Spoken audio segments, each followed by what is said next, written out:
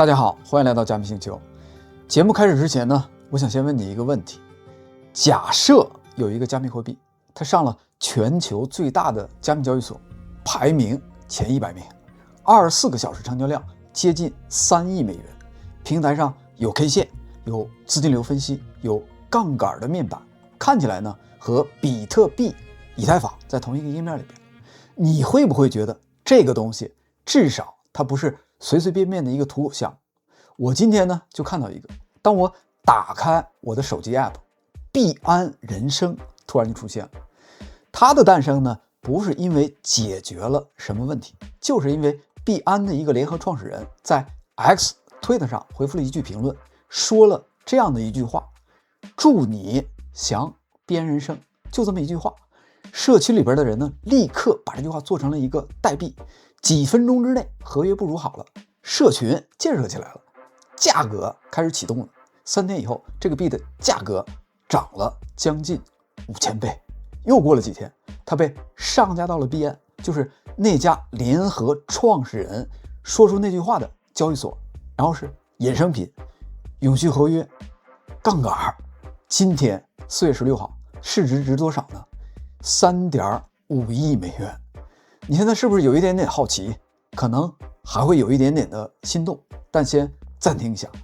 今天的这期视频，我想跟你聊的就是这种心动是怎么一点一点的变成糟糕的人生的。先把最基本的事情说清楚，币安人生呢其实就是一个命币，它跑在币安的链上，总供应量10亿美，没有实际的业务，没有产品，没有现金流，连币安官方的平台上对这个币的介绍都直接写了，它起源于一条随机的推文，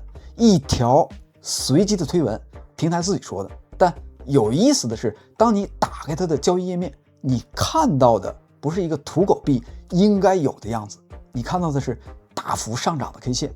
资金的流入流出的分析，杠杆借贷数据，大单、中单、小单的成交统计，它在视觉上和比特币的交易页面长得几乎一模一样。然后呢，你的大脑会自动的去做一件事儿，什么事儿呢？类比。它在这里，所以它和比特币、以太坊是同一类的东西。这个就是我今天想要说的第一个陷阱。一个东西它能交易，不等于它有价值。一个东西看起来很专业，也不等于它经过了认证，上了大的平台，不是被认可的同义词，它只是被放进了同一个页面而已，仅此而已。我想专门的花一点时间讲讲币安人生的 K 线图，因为它太典型了，典型到可以直接拿过来当教科书用。你会看到上线的第一周什么样子呢？暴涨，有人冲进去，这批人呢估计是看到其他人赚钱了冲进去了，还有人呢估计是怕踏空，然后呢也冲进去了。然后是漫长的下跌，1周、2周、1个月，高点套牢的人开始等待解套，然后是低位的横盘，没有消息，没有热度，沉默，大部分人已经开始不讲这个币了。然后突然某一天，他突然的就垂直的给它拉起来了，一根大阳线，评论区里边重新热闹起来了，要创新高了，之前没买的赶快上车。到这儿呢，我想问，这个时候最冲动的是哪一批人呢？其实已经不是最早进去的那一批了，他们已经见识过了。最冲动的是从来没有参与过，但一直在旁边看的人，他们看到的是一个大幅上涨的走势，一个可能赚100倍的机会，但他们看不到的是这根大阳线的背后，真正的推动者到底是谁？那些成本几乎为0的筹码的持有者到底是谁？币圈里边有一句话很残忍，但它是真的。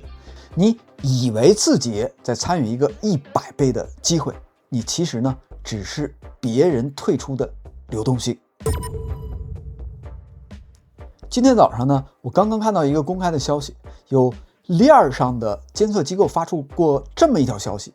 疑似币安人生控盘相关地址在短时间之内通过多个钱包从币安里边提取了大量的代币到链上。过去几天，疑似相关地址集合在链上持有的数量占到了这个币总供应量的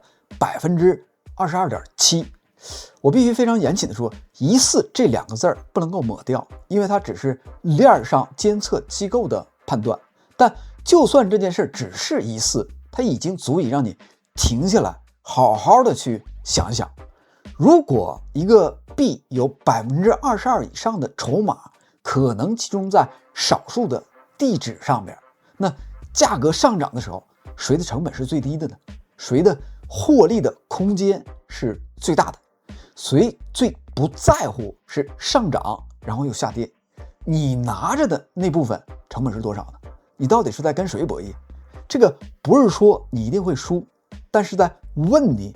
有没有真正的想清楚，你在这个牌桌上你坐在什么样的位置上？现在呢，我想问一个问题，币安在这件事儿里边到底扮演了一个什么样的角色？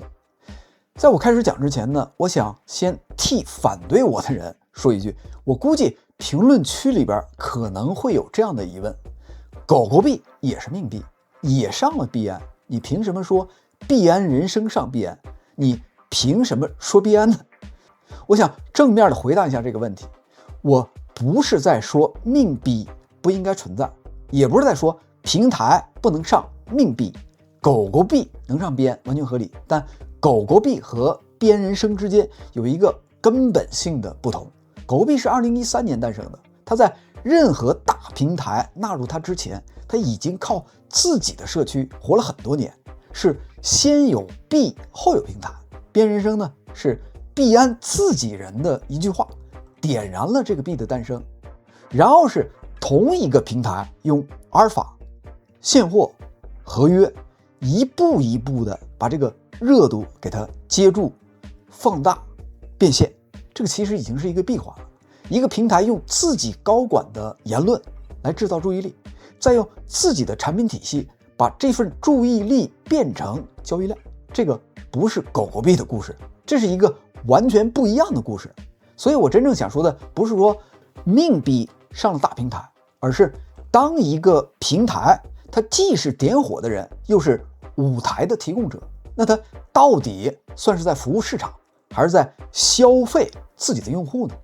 目前我们已经能够确认的事大概是这样：第一，注意力的起点确实来自于币安自己的语境，联合创始人的那句“祝你享币安人生”是这个币走红的起点，这一点呢有据可查。第二，这个币随后呢就进入了币安的阿尔法，也就是币安上线前的观察区。第三，它之后被正式上架币安现货。第四，随后呢又开了永续合约。你会发现每往前走一步，这个币能吸引的资金和关注就会往上翻一番。币安在整个的过程里边一直它有机会说 no， 但它没有。我不能说币安设计了所有的这一切，因为我没有证据，但我可以说的是，从联合创始人的一句话到平台阿尔法到现货到合约，这整条链看起来它不像是平台对一个命币保持了它应该有的克制。平台没有创造这场狂热，但它给了这场狂热提供了最好的舞台。这个不是一个阴谋，这个比阴谋更加的让人无力，因为这是系统的正常运转。平台获得了交易量还有手续费，项目方呢获得了流动性和出货的机会。那么普通的参与的散户呢，你能获得什么呢？你可能只有失去，然后获得一个糟糕的人生。很多人可能会问，命币有什么问题吗？大家都知道是在赌，愿赌服输，听起来呢好像没问题。但我想说，币安人生这个案例它不一样，不一样的点不在于它只是一个梗，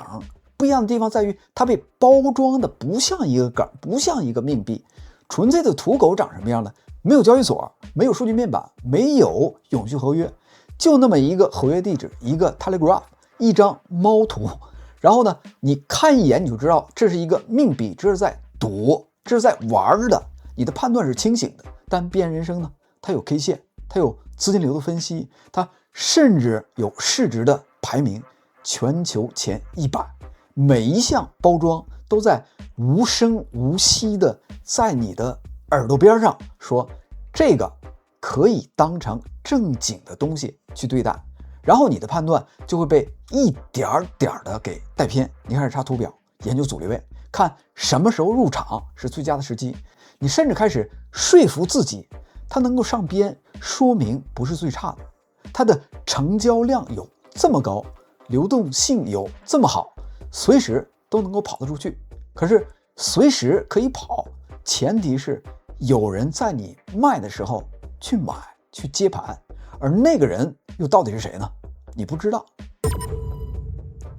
如果你现在手里有这个币，我不来让你恐慌的，我没有办法预测它明天的走势。但如果你现在还没有进去，正在考虑，我想认真的对你说一句，不要碰它。如果是我呢，我肯定不会参与，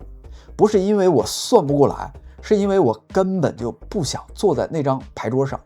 那些链上囤了22%筹码的地址，成本是0.000几分钱，他们在等什么呢？等你看到那根大阳线，等你忍不住，等你冲进去。我更想做的呢，只是做一个吃瓜群众，搬一个小板凳，看着那些以为散户永远是韭菜的人被套在山顶上。必安人生，糟糕的人生，这句话我希望他说的不是你，而是那些把命币包装成机会，把收割包装成市场的人，让他们也过一过这种糟糕的人生。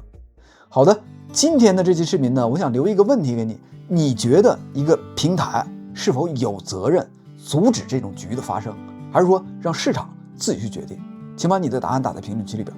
这是加密星球，如果你觉得这期视频对你有帮助，请点赞并订阅频道，也欢迎加入我们的 Discord 社区吃瓜群众自治社，入口就在外网频道的主页。我们下期视频再见，谢谢，再见。